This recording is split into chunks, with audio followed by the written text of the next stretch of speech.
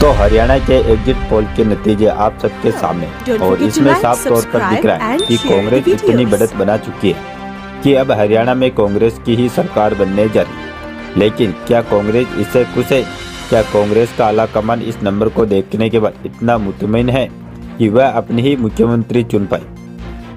और अगर चुनेगा तो आखिर वह किसे चुनेगा? चलिए आज विस्तार से बात करते हैं। नमस्ते, मैं हूँ राधेश्याम और आप मुझे KSR न्यूज़ पर देख रहे हैं। अगर एग्जिट पोल के जो आंकड़े सामने आए हैं यही अंतिम नतीजों में परिवर्तित होते हैं तो यह तो साफ है कि हरियाणा में 10 साल के बाद बीजेपी सत्ता से हट रही है और कांग्रेस की सरकार बन रही है। लेकिन सवाल है कि मुख्यमंत्री कौन होगा?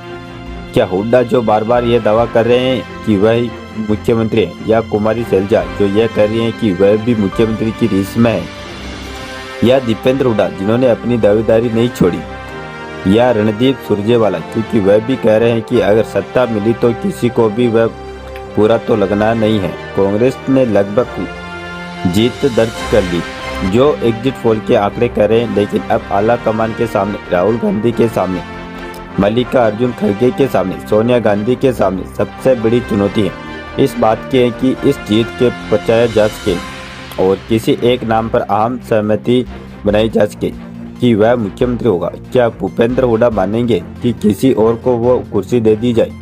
जाहिर है कि नहीं, क्योंकि भूपेंद्र हुड्डा हरियाणा के सबसे पुराने कांग्रेसी नेता है, सबसे मजबूत कांग्रेसी नेता है। यही वह हुड्डा है जो बार बार कह रहे थे कि आम आदमी पार्टी के साथ गठबंधन कांग्रेस को नहीं करना चाहिए। और हुड्डा की बात में कितना दम था यह एग्जिट पोल के आंकड़े आपके सामने नजर आ रहे हैं कि वो जो कह रहे थे वो लग रहा है कि सही कह रहे थे। और अब कांग्रेस ने वहाँ बढ़त इतनी बढ़ा ली है कि वही सरकार बनाने जा रही है। तो हुड्डा अपनी दावेदारी नहीं छोड़ी।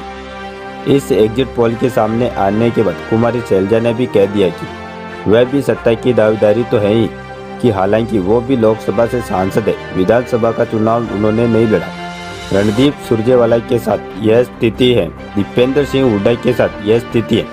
यानी कि जीत के बाद भी आला कमान, जीत के बाद भी राहुल गांधी, प्रियंका गांधी, वाड्रा, मल्लिकार्जुन खड़गे, सोनिया गांधी यह तय नहीं कर पा रहे हैं कि अभी की मुख्यमंत्री कौन होगा। तो कुल मिलाकर हरियाणा में जीतने के बाद भी कांग्रेस का पेच फंस गया और वह पेच फंसा है मुख्यमंत्री के नाम पर है। और इतना ही पेच भारतीय जनता पार्टी भी अगर जीतती होती या उसके भी आंकड़े सामने आए होते तो यही पेच फंसा होता, क्योंकि वहाँ भी तमाम दावेदार थे। अनिल विज अपनी दावेदारी छोड़ नहीं रहे थे, राव इंद्रजीत सिंह अपनी दावेदारी छोड़ नहीं रहे थे, नायब सिंह सैनी मुख्यमंत्री थे ही, मनोहर लाल खट्टर को मुख्यमंत्री पद से हटाया गया था। लेकिन उनका भी एक गुट था जो उनकी दावेदारी वापस कह रहा था। तो कुल मिलाकर कांग्रेस को बढ़त है, लेकिन उसका मुख्यमंत्री चेहरे पर पेच फंसना तय है। क्या होगा, कब होगा, कैसे होगा, इस पर विस्तार से बात करेंगे नतीजों के बाद। तब तक देखते रहे KSR News 24 के साथ।